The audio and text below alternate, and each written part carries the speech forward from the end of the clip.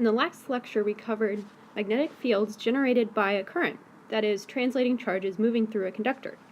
In this lecture, I'll talk a little bit about how magnets work. Magnets are generated by a sort of rotating charge. So why would a charge rotate? Well, first we have to cover some quantum mechanics.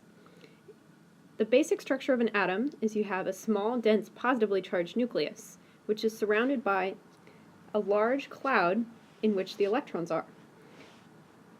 The electrons have locations that they tend to be in, but we don't actually know where an electron is in the atom at any time.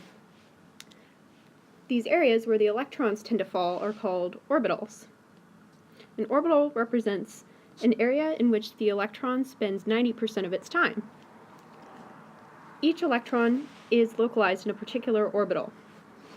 Every orbital can hold 2 electrons, and 2 electrons only. These electrons must have opposite spin, which there's an upspin and a downspin. 2 electrons of the same spin can't coexist in an orbital. So this spin is what makes an electron rotate. So this rotation is movement of charge, so it generates an electric field. All substances are made up of atoms, many, many, many atoms, so you have a lot of these little magnetic moments. In most substances, however, the magnetic moments cancel out because there are so many electrons with different spins. In a magnet, however, there's some sort of imbalance such that not all of these magnetic moments cancel out. So you end up with a net magnetic moment, so you end up with a north pole and a south pole.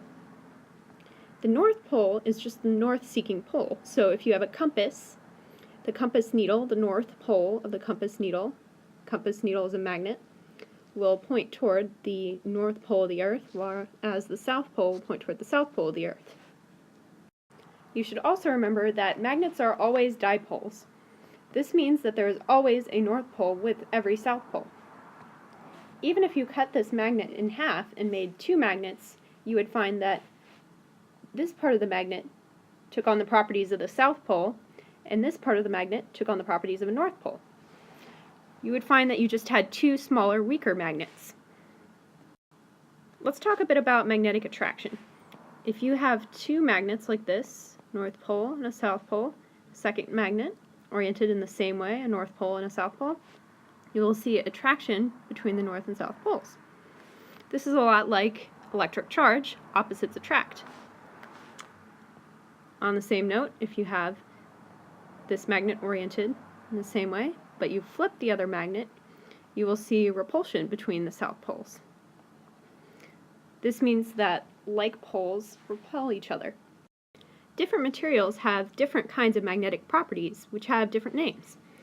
A few of the most common ones are ferromagnetism, paramagnetism, and diamagnetism.